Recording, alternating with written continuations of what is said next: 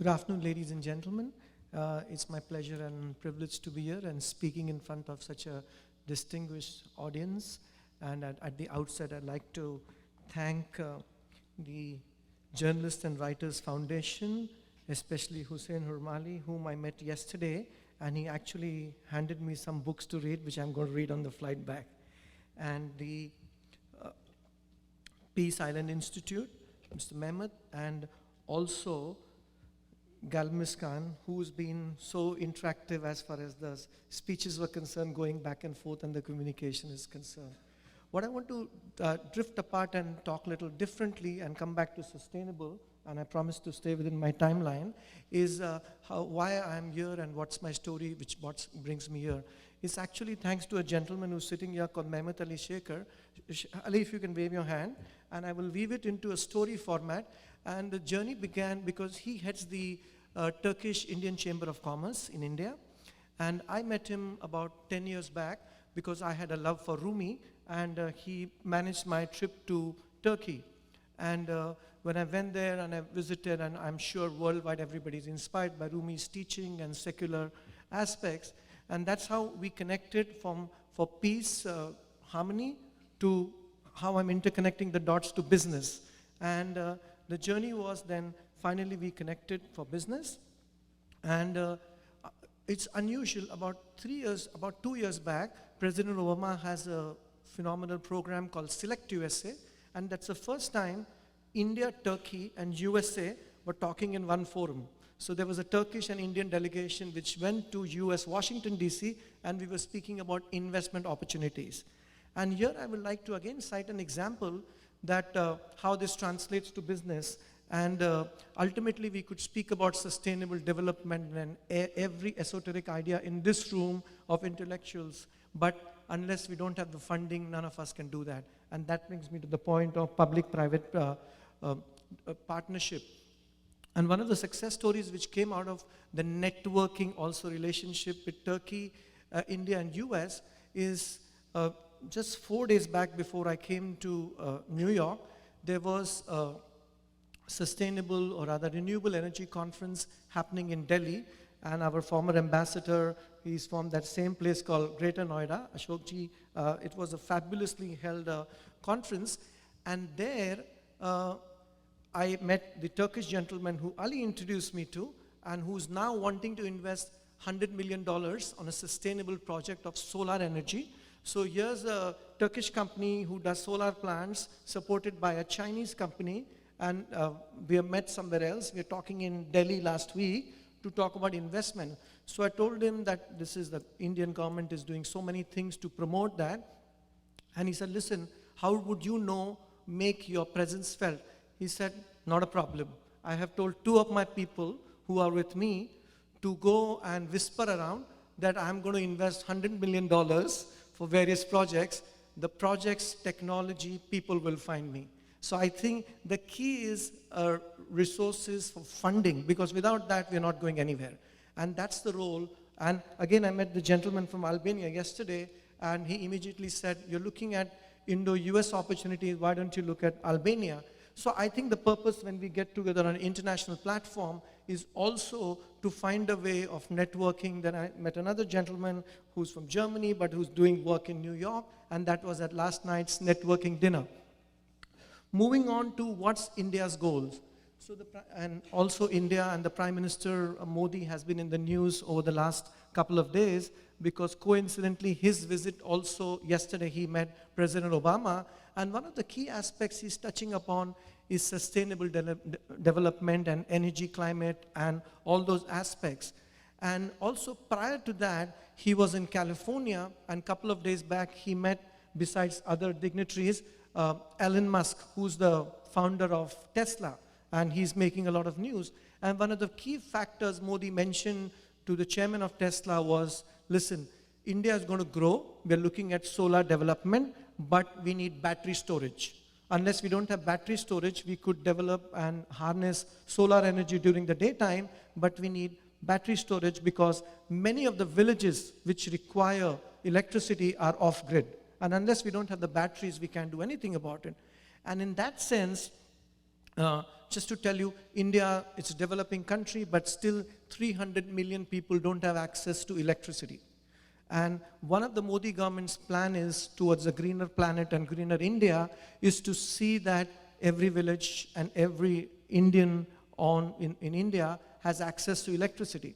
And again, I'll bring it to the point of microgrids in solar development is being planned so that every villages get microgrids. They're not connected with the main grid and still have energy. So that will lead to more students being able to study, education increase, and also access, because without a mobile being charged, you cannot get connected to the global world. And as before, the keynote speaker mentioned, the use and power of technology, and especially India is growing phenomenally as far as mobile technology is concerned. And earlier, our landline rates were very low till mobile came, and I think there are more mobile phones than the population of India at this moment of time. As far as India is concerned, that's the growth of mobile phones, smartphones, basic phones. And also the second growth of technology was satellite TV in India when there was terrestrial television, and there was a only Indian channel broadcaster called Doordarshan, but it all changed when the satellite came in. So I think technology is going to play a major role. And here also, the Modi government and the Indian government has set up a very aggressive target of having 200 gigawatts of installed capacity of renewable energy and solar in specific, and he's going to include wind and other aspects to be ready by 2020. It's an aggressive target, but nevertheless, and again the key point I want to stress out is the only way we are going to achieve that is by getting funding. And the funding is going to happen by public-private partnership. And the government, having understood the examples from other countries, have actually introduced, so I'll just give you an example.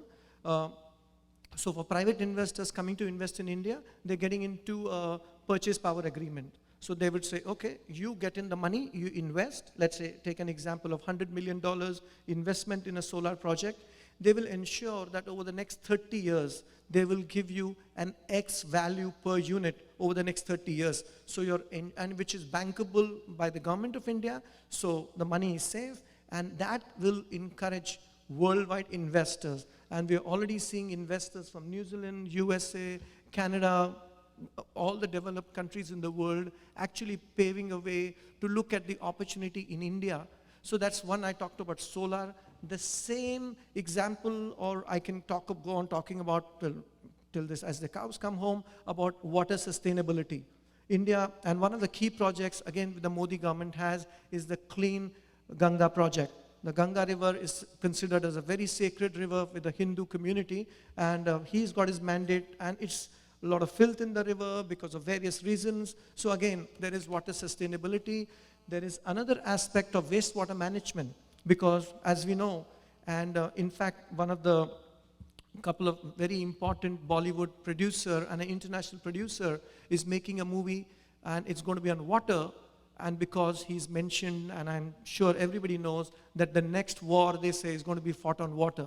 And India, some of the states are already facing a drought situation. So water sustainability, wastewater management, recycling, that is another trend which we are encouraging. And we're also encouraging public-private partnership and to the global community to come and invest in India. The third most important aspect, India, as you know, is a growing population, 130 billion people and growing. And one of the other aspects which our government is introducing is called smart cities, as the word smart city is concerned. And they have shortlisted about 100 smart cities, and work has begun on few of them. I'll give you an example of a smart city in Gujarat called Dholera. And it's, again, the project management is done by an American company, and they have very aggressive goals.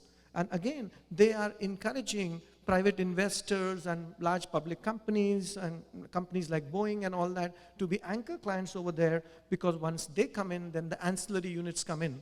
But the key factor is not of private enterprise profiting, but profiting along with public participation. And finally, the smart city concept is going to help, because if the population is growing, we don't have access to clean water, sanitation, all the other related issues which population growth brings it together.